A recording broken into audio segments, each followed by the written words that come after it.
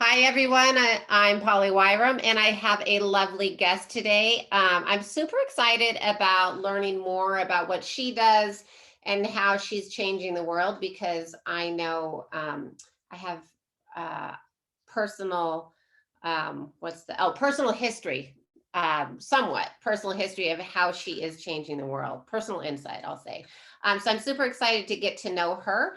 And she is a success coach, mentor in the art of living your dreams, and her name is Lisa Kelly. Lisa, welcome. Thank you for joining me. Hi, Polly. Thanks for having me. Absolutely. I'm so excited. So, okay, I have tons of questions. Um, but well, I guess so you do a podcast, right? Or No. you've done I've seen you on Oh, yeah. podcasts, so maybe you've just been interviewed Yeah. because some of them have been really good. And I know you teach classes because I have a story with that. And then you're a success coach, so you obviously do coaching. Do you do group coaching or just one-on-one coaching? I do both. I have a 90-day program that's a signature coaching slash training on learning more about mindset and manifesting. And it's with one-to-one or group. It's the same Okay. program. Okay. And then one of the things that I've noticed is that you're certified by Mike Dooley, who I love his work. And so and you've okay, how did you land on him? And then one thing that I always wonder about people when they go under the umbrella of somebody like, some great teacher, do you still get to use your have your own technique or your own style under that umbrella? Okay, so tell us how you landed on him and how you use your own style. Okay, sure. I had known about Mike Dooley for a long time. I was a huge fan of the movie The Secret. He was in that. He had a very small place in it. I think at the time I didn't even really register who he was. Later on, when I started following him due to his books and notes from the universe. So he sends out a daily email to your inbox, personalizing it to you, and it's like a custom note from the universe to you. And so that's kind of how I got acquainted with him, was mainly through his notes from the universe. And then in my previous business that I was running, I was a virtual COO from about 2014 to about 2018, 19. But I started to feel a little like I was meant for more. It didn't feel aligned anymore. I actually, when I first did that business, I was like, okay, I've arrived. Woohoo, I'm all excited. And then after about 5 years, I had this, I don't like using the cliche dark night of the soul, but it really felt like that. Like I was in some uncertainty for a good 6 to 8 months. And at that time is when I really started listening more and more to Mike Dooley. Excuse me. Um, and his work just resonated with me more and more. And I felt, for the longest time, I had always been kind of behind the scenes helping coaches as their project manager or as their systems and Oh, processes, interesting. operations, and liked being an advocate or the helper's helper. Yeah. But then the more I stuck with listening to Mike Dooley, I really did start to feel that I personally had a lot to share from my own journey, especially over in the past 15 years. Like I Yeah. got sober 15 years ago. I've been a single mom by choice since my Yeah. son was born. So there's been a lot of interesting transformation and a lot of manifesting, like cool things that I've been able to make happen by taking risks. So under Mike, every time I listen to him, I'm like, okay, I got to start sharing what he's talking about because it Yeah. was so aligned with myself. And then I just ended up, as the universe would have it, like unfold very easily with flow. I was within, a few weeks of making this decision. I was in Denver doing a training course of Oh, his. cool. So yeah, so that I Okay. could peak. When you did Yeah. the training courses, did you feel aligned with the other people there? Did you have that Mhm. immediate, like, yeah, this is my group?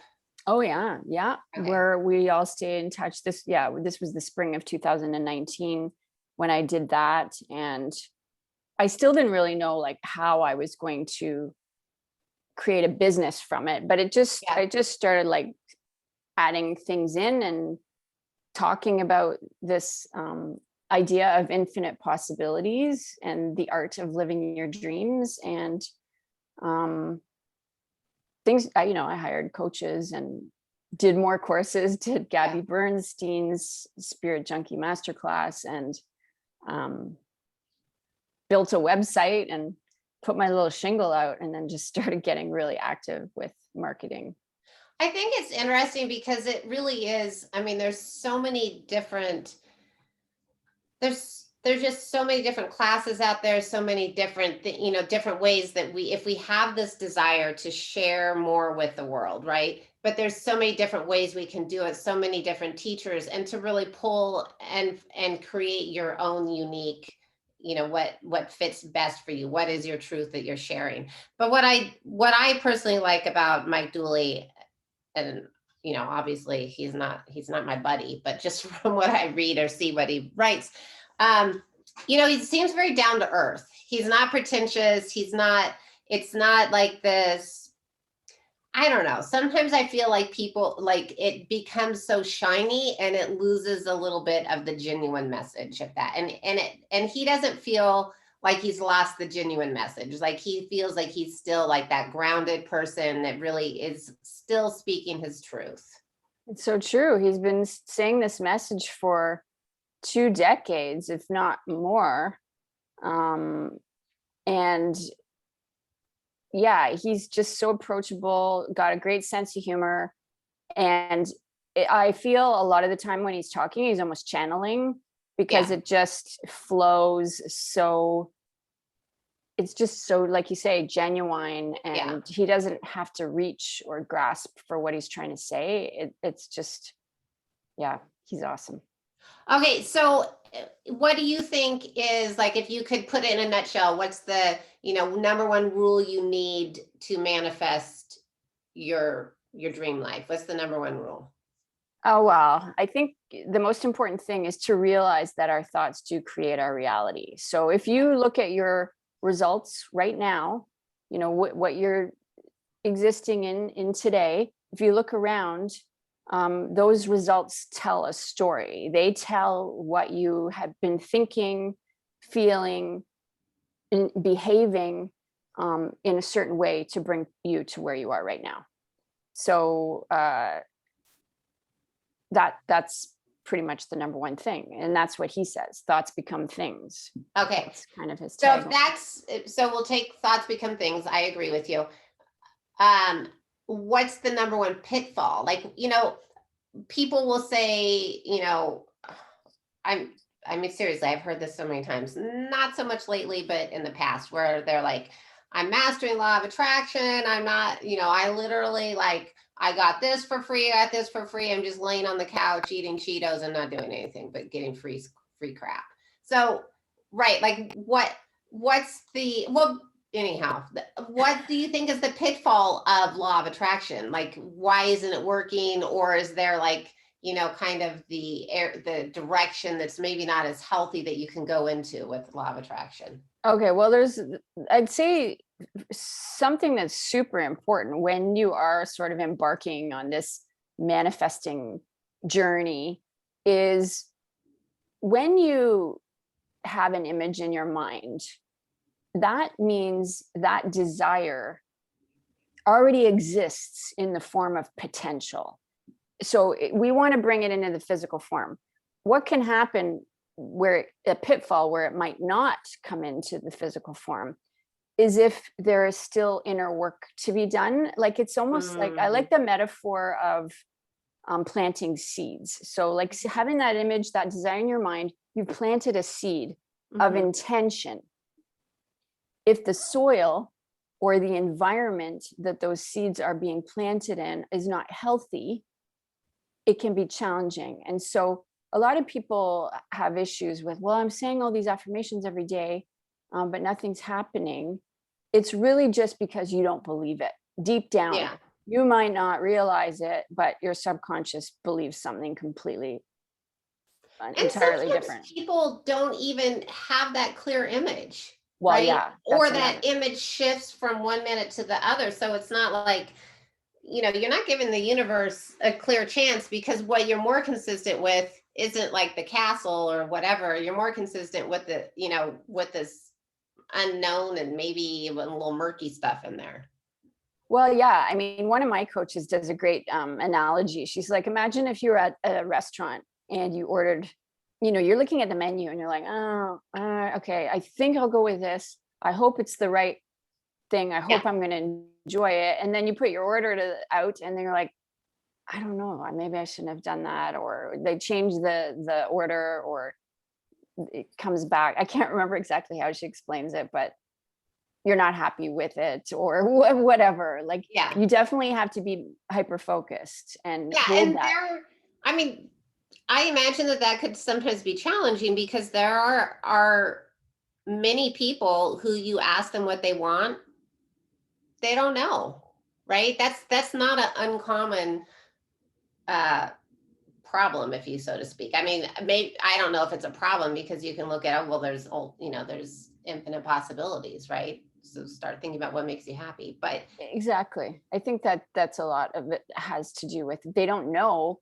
It's quite possible they haven't given themselves the time to actually, they're letting life live them. And yeah, like, they're not as Bob Proctor says, they're like watching the movie of their life on the screen, and they're not actually the yeah, director, the writer, or the actor. They're just letting things kind of happen yeah, around them. absolutely. I Mhm. say it's like having the leftovers of life, right? Like, Yeah. somebody else is deciding everything for you, taking what they want, Hmm. and this Hmm. is what you have. So it's engaging, but it's like having the confidence to say, yeah, I'm worth the effort that of pausing and deciding, what do I want to try. You can always choose again, That's right. Yeah, right? that's I right. mean, that's half the fun. Choose again. Exactly. Exactly. Like, just, if you weren't afraid, lots of times I like to say, what would you like to be, do, or have if you weren't afraid? Yeah, What would you study if you had the time? Like, what's a course that you would take? Or what do you love? What are 5 things that you would do without any limits? People put limits on themselves. I don't have the money, I don't have the time, I'm too old, I'm too young, I don't have the talent, I need more schooling. Like, if you took all those limits off and you had no fear, yeah. what would you do? And then sit with that. So something had, like you said, you had some life changes that occurred.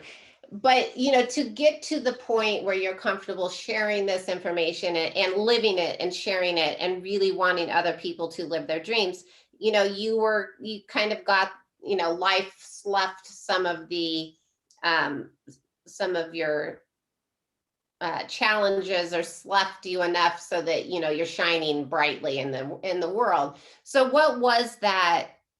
Was there like one pivotal moment or spiritual transformation that took place, where you just had that moment of, something's got to give? Like, I know, I mean, because it feels like it's got to be deeper than just the career thing. I mean, it could have been the sobriety, or I mean, it could have been different things. But did you have one moment where you're like, I'm here for more? I think for me that happens often and in different ways. Okay. And I have to listen to my intuition. I know deep down, when I get quiet and just allow myself to sit in the uncertainty, to sit in the discomfort of not knowing, I know enough now that if I give myself enough time, it will get itself sorted, even if I'm still quite feeling like in a metaphorical fog patch, Yeah. but just taking one step in front of the other. And opportunities or people or synchronicities will present themselves.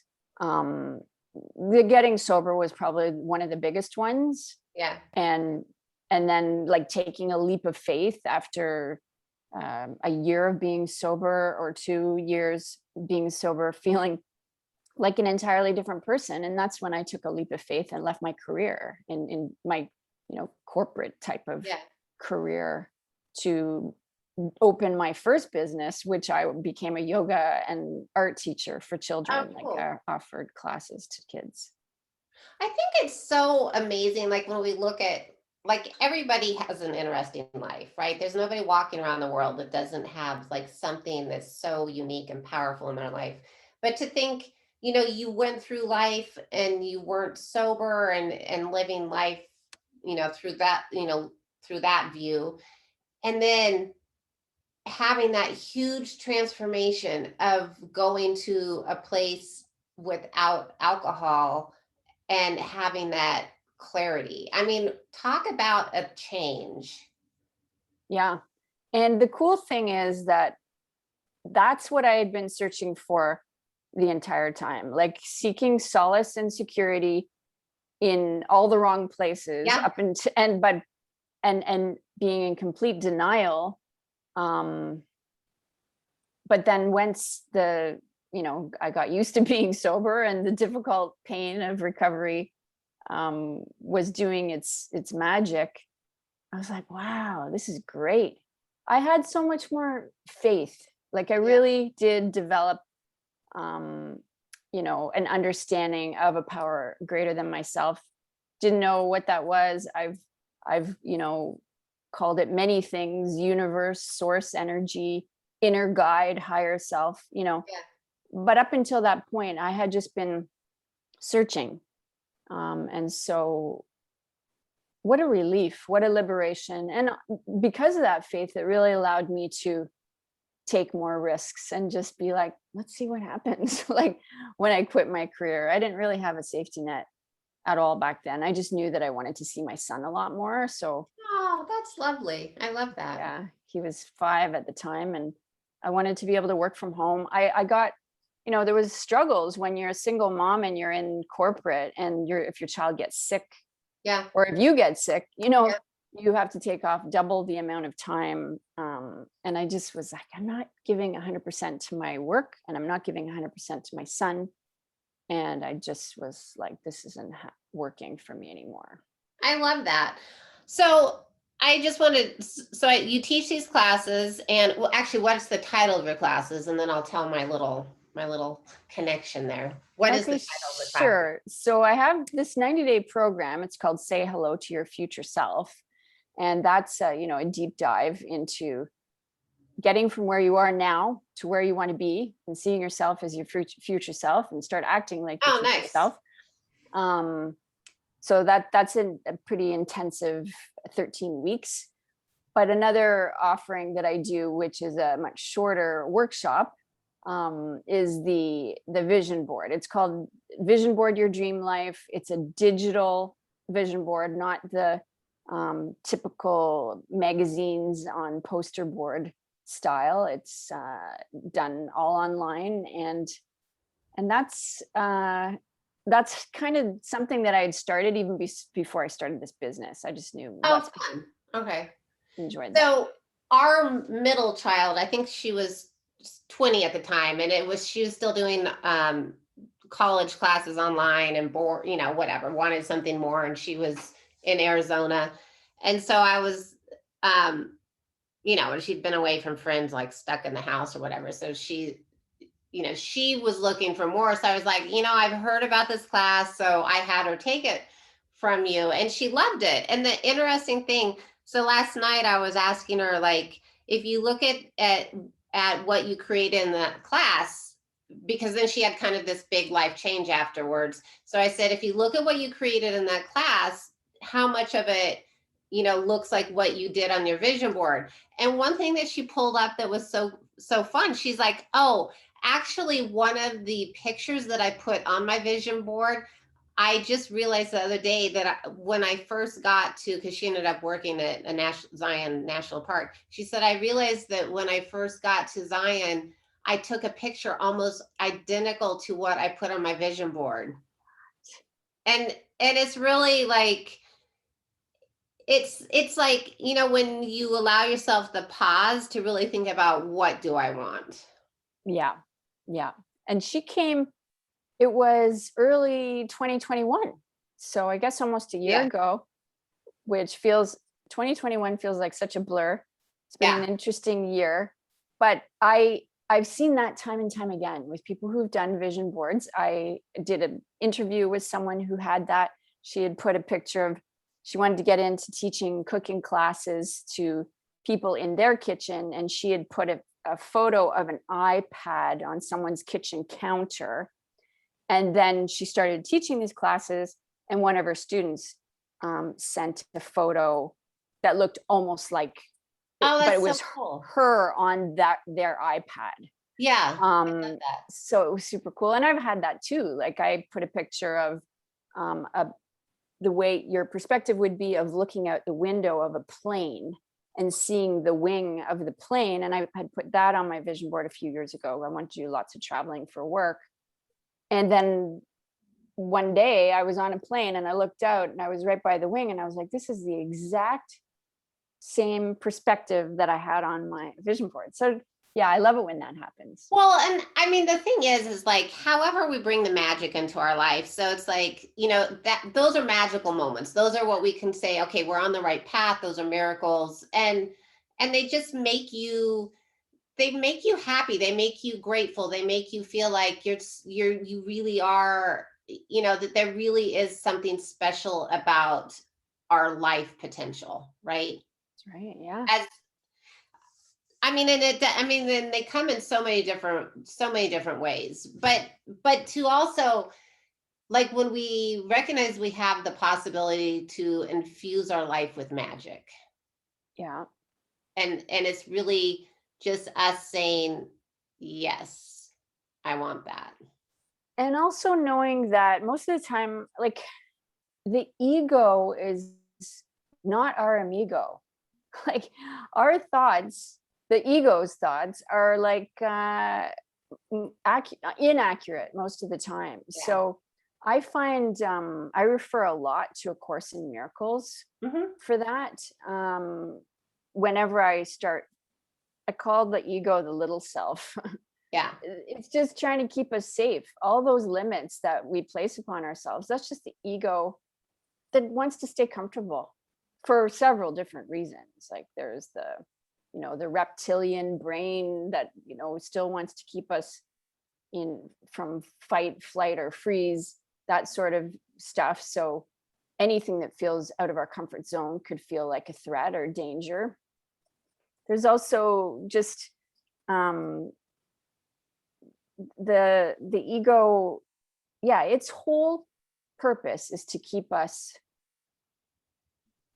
not taking any risks, not moving, or but that's not the point of why we're here. We're here to become an expression of our highest selves. We're here to Yeah. expand, like everything else in nature that grows and is abundant. We're part of that. So do you do classes online or in person or both? I was doing in person. I haven't done any since COVID hit. But yeah, like especially with the vision board workshops, I was doing lots in Toronto here where I am in person at different event spaces. As far as the coaching goes, that was developing right around when COVID hit. So I've only been doing that online. Okay. I don't know. I love being able to do things online, because for me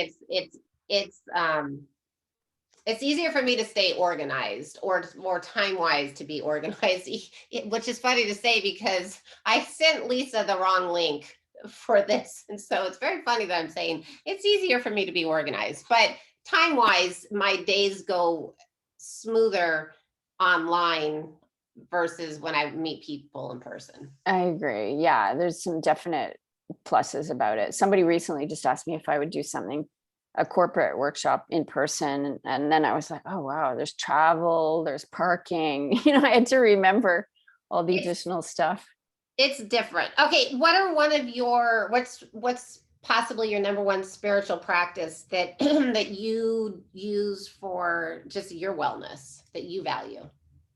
Okay, well, I have a bit of a routine. There's a few things that are kind of non-negotiable as soon as I wake up. And it's based around, like, I'd always done meditation or visualization when I first woke up. But then probably about 5 years ago, I read the book The Miracle Morning by Hal Elrod. And I loved the 6 things that he, suggests in his book. They were all things that I was already doing, maybe not all in the same morning, but, like journaling, reading, uh, affirmations, exercise. So he's got like 6 things, and I usually try and do those 6 things before before the rest of the house wakes up, which is my son. Yeah. Mhm. Um, what's your greatest manifestation? Like if you had to be like, wow, one, I mean, and maybe you've had so many that you can't like pinpoint, like, wow, this is incredible that this is something I kind of dreamed of, and look at, I have it. Yeah, there's a few. There's definitely some really awesome ones.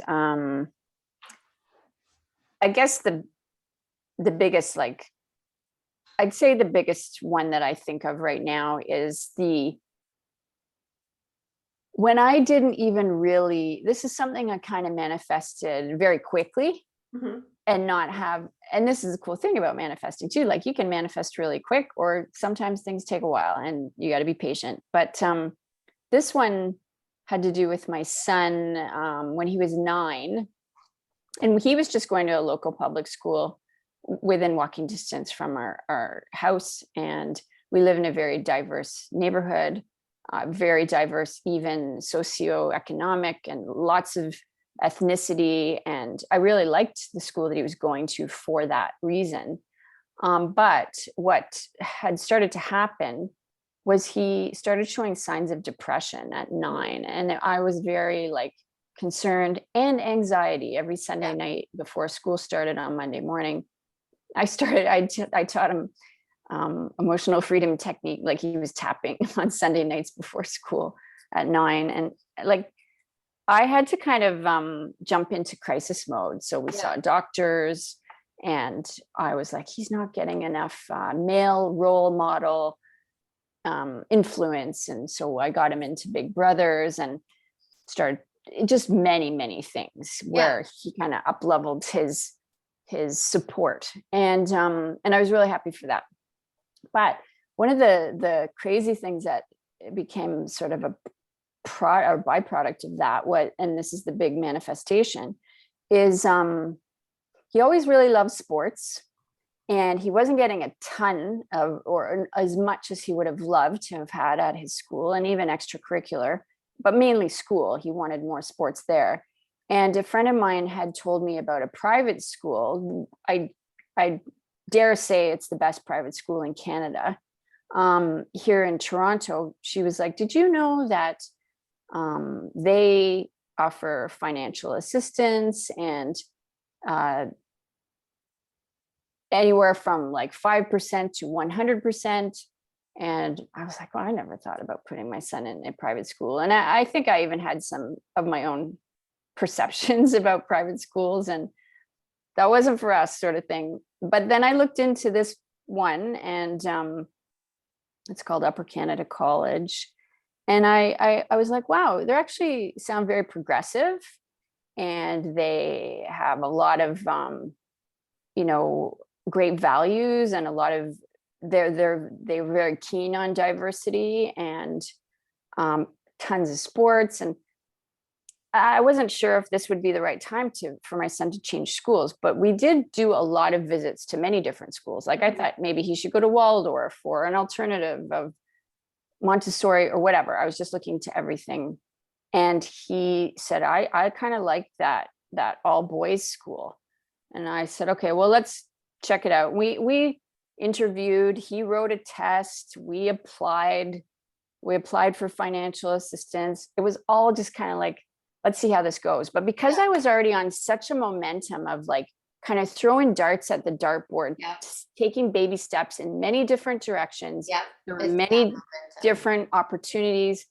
And then the next thing you know, we got this thing delivered to our door. It was an offer of acceptance. Like, would you, we are inviting you, we would like your son to be at the school for the next 8 years, like right up until he graduates in grade 12. And I was just like, That's awesome. That's holy so smokes. amazing. Yeah. And it's changed the trajectory of his life. Like That's so cool. yeah, he's had many, many amazing opportunities, the connections, the friends, the Oh my God, I teachers. love that. Yeah. I love that.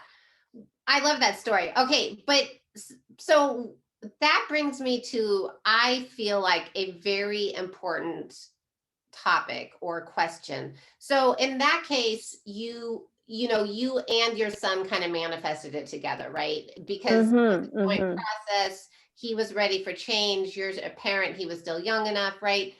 But there's that slippery slope of when we want to manifest for others. And I think it's different. Like, say you've got a little kid at home that wants whatever, and manifesting for them, it's still under your umbrella to some degree.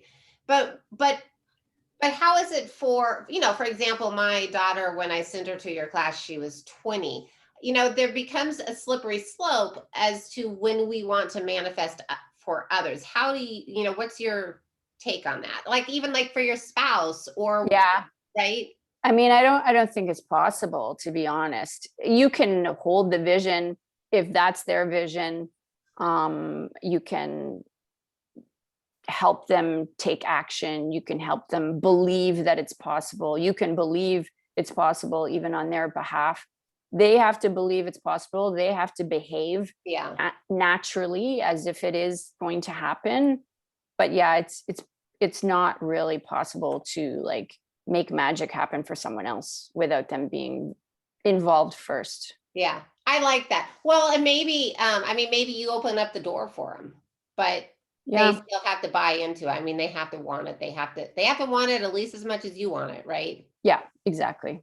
Yeah. I think that that's really interesting though, because so many times when people look at what they want in their life, of course they include what they want in their loved one's life, right? But to recognize that your loved ones, they have their own path. That's right. And I think when you're thinking about your own dreams and desires and you think about your why, it is to benefit those people around you for sure. But, like I have a vision of I'd like to have a place somewhere south, like south of Toronto. I'm not a winter person. I want to be a snowbird. And so I envision my son visiting me there. Whether or not he cares to visit me as much Yeah. as I'd like him to, who knows? But yeah, that's kind of the way we're doing things, definitely for ourselves, but also to benefit Okay, others. you just said something about the why. How important is it to ask yourself why when you Very start important. manifesting? Very important. Because and again, sort of similar to the vision board, like you kind of have to know clarity on it, and the why is helping you in getting clear, because it's not random. It's not kind of oh, that looks nice, maybe I'll put that on my vision board. Like it helps you go deeper, and it's usually um by doing that, you're going to be, like I said, benefiting others as well. I think that's part of it. Most Do people want to you serve. do you do like prayer or anything like that? Like, do you believe, like, when you're doing this, you're working with, okay, so you do have a practice of prayer before you start doing your manifesting? Or Well, for sure. I mean, like I said, the miracle morning is, and when I said that, one of the most integral pieces to my miracle morning, where I've kind of made it a custom piece, like Hal Elrod didn't write about that in his book, but I really do love a little cup of cacao each morning with my miracle morning practice. And so I get into like just having this nice little cup of cacao with a visualization. So I'm getting into embodying that future self. And I'm not trying to discount or push away, or I want to make it clear that we still want to be happy and have joy in our present. That's so important. It's Right. not just about like, when this happens, then I'll feel good. But visualization is a really important piece to manifesting. So, you're having fun, or, doing all you can to feel joy in the present, but also visualizing. And when you do, to me, that's kind of my prayer, because it opens up just that connection. I feel more connected to the universe. I feel more intuitive. And I start to actually feel it. Like, you really want to feel like, wow, this is totally possible. And when you're doing that, it's in your subconscious. It starts to get into your subconscious.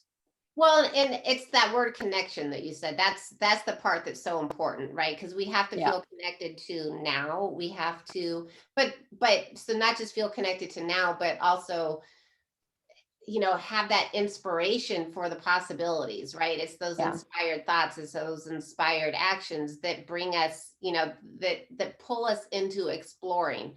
And I think it's interesting because what I've been shown on the other side is like, we still continue to want to experience. We still continue to want to, it's that inspiration of being able to it to manifest into it's but on the other side it's like to be the awareness, like to step into an experience, right? But basically we have the same possibility here. And so Yeah. it's like, right, so it's perhaps it's instantaneous on the other side. Maybe that's the difference because they just show that to me. But we have the same possibility here. Yeah. Yeah. So I just think it's interesting because honestly, one of the things that it just seems like is woven through wherever we are in the universe is this inspiration, this desire to experience, right? And That's because right. that's a gift that we have, and you know, freeing ourselves so that we can do it more here Yeah. is, seemingly a good choice. Yeah. I mean, that's to me, that's our purpose, is Yeah. to just that experience piece. Like, that's why we're here, to experience. There's so much to experience. And um, just to always be aware that we don't know what we don't know. We've Yeah. only been looking through like what we've experienced thus far. But like, there's this quote, or like this passage in a book called U Squared Mm. by Price Pritchett, and he talks about a fly that's just, he's in an airport and waiting for his plane, and he sees a fly on a window that keeps banging itself against this window that wants to get out, and he surmises that eventually it's just probably going to end up dying, and it's going to kill itself by, when meanwhile, if it only like moved over a Yeah. little ways, there was like a hallway next to that window, and it would have been able to just Yeah. fly away. So we can say that for ourselves too. Like, we can get very tunnel vision and forget that, what am I missing? Like, what if I looked at this in a different way? What if I approached, so and so, or like, what else can I do differently? That where maybe some new opportunity. And I find that's something that I still have to practice, and not have to practice, but get to Yeah. practice and want to practice, is like, what am I missing? What am I not seeing right now? Like the fly, if I feel like I'm banging up against, or if I'm being impatient, and just knowing that just because I don't see something straight away doesn't mean it's not there, and that it's still on its way. To focus on that. So if you had one greatest message that you believe it would bring ease into everybody's life, what would that be? Oh gosh, I have so many. I actually gave this some thought. I have a lot. But this one here seems like it kind of applies with around what we've been discussing. And it's, I don't know who said this quote. I just found it in my journal. Sometimes I write down where I found it. This one I didn't. And I don't know if it's an official quote, but it says, life doesn't give you what you ask for. It gives you the people, places, and situations to help you develop what you ask for. Oh, I like that. I like that. Mm-hmm. Mm-hmm. So, and that's exciting too, because when we are like hoping to manifest our desires, we you know, you've probably heard this before. Lots of people say this or something better. Yeah. And a lot of the times it very well is something better. Like my Yeah. son's example, like that was so much better. I never could have envisioned that straight Yeah. away. And the people, places, and situations and opportunities came in ways that I never could have imagined. So. I love that. But it also speaks of accountability. Yes. Which I Yes. think is so important. I mean, whether somebody wants to, use law of attraction or just, walk a spiritual path, accountability Yeah. of accountability is so important. And responsibility too. Yeah. Like I am very familiar with being in victim mode. For a long time, I was in victim mode, blaming others. And I have a family where it was quite dysfunctional. And I learned a lot about how to be the victim. And what I've learned is taking responsibility, being accountable. Blame should not even exist as far as I'm concerned. And when you do have these desires and these dreams and these goals that might feel impossible, just but you must realize that, again, going back to A Course in Miracles, like we don't have to take the bait on our thoughts. They are inaccurate. Just keep knowing that we are meant for whatever we desire. We just have to make a decision. It's not even about figuring out the how. It's to make the decision. Am I going to? You can always change your mind. I mean, that's the piece. But I feel like there must be somebody that's going to be listening to this. I think it's important to know, like, if you find, and this can be online, it can be in person, find a group, find somebody that you are aligned with, because automatically you will start, if you guys meet and you start, talking about things on a higher vibration, automatically it shifts you so that you start living in that higher vibration. So even if you just spend like 10% of your life within that place of higher vibration, you will, manifest things 10% more on that higher vibration. It really makes a difference. It does. Yeah. I can't say that enough about hanging out with people that you're aligned with, for sure. Yeah, it's so important. And maybe it's a reach, right? I mean, maybe sometimes it's a reach. Like you meet somebody and you're like, thinking they're so incredible, but maybe it's a reach, but you get to know them and you start learning some of their practices, and then you are doing the same, right? And on that, I think when we see people like that we look up to, or would love to be like, where we are just noting that those qualities, we have those qualities within ourselves. And so we can, again, like thinking about our future self, envision like all those character traits, all of those personality things that you like about that person, embody that in your own visualization, and that will help you too. Yeah, there's so many cool techniques, I think, with manifesting. I think that sorry, I did not close my door, and they are being so good, but sadly that moment is over. But I think it goes back to that connection. It goes back to the pause. There's so many little pieces that we have to learn how to do. Yeah. But what's the best way for people to connect with you? To pause and connect with you? Well, I am most active on Instagram. I like Instagram just because it's very visual and I'm a visual person, hence the vision boards. I like putting pretty pictures up. So lisakelly.life is my Instagram handle. That is also the URL to my website, lisakelly.life. So any trainings, workshops, programs, those are the two main areas. I am on Facebook and I do have a private Facebook group, but you can figure that out later through, Okay. if you're And interested.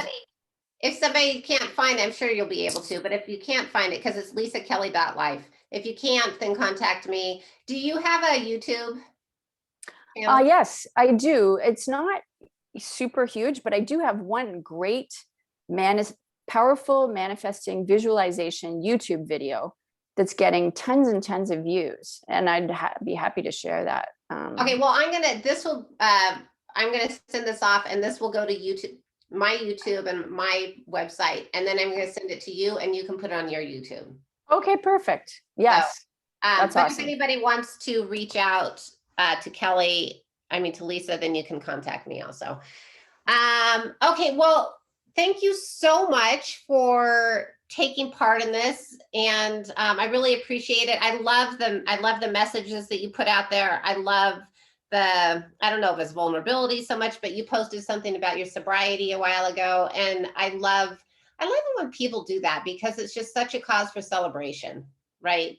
And I love the story that you shared about your son because again, it makes life richer. And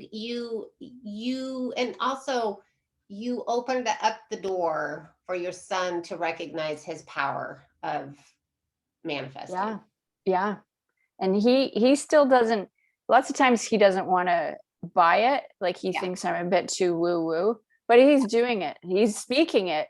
He doesn't Yeah. realize it. But I was quite impressed the other day when he was saying something, and I was like, oh. Yeah. No, I have the That. same thing. I my son just told me yesterday that some people, well, people will find me my Instagram where it says psychic medium. And so people then he's the mom with the psychic type thing, which is kind of funny, but Right. Yeah, I love it. it makes life fun. So again, thank you so much. I'm going to pause the recording, and for anybody listening that finds this on Lisa's channel, my name is Polly Wirum, and you can find me at pollywirum.com. And I'm going to pause this.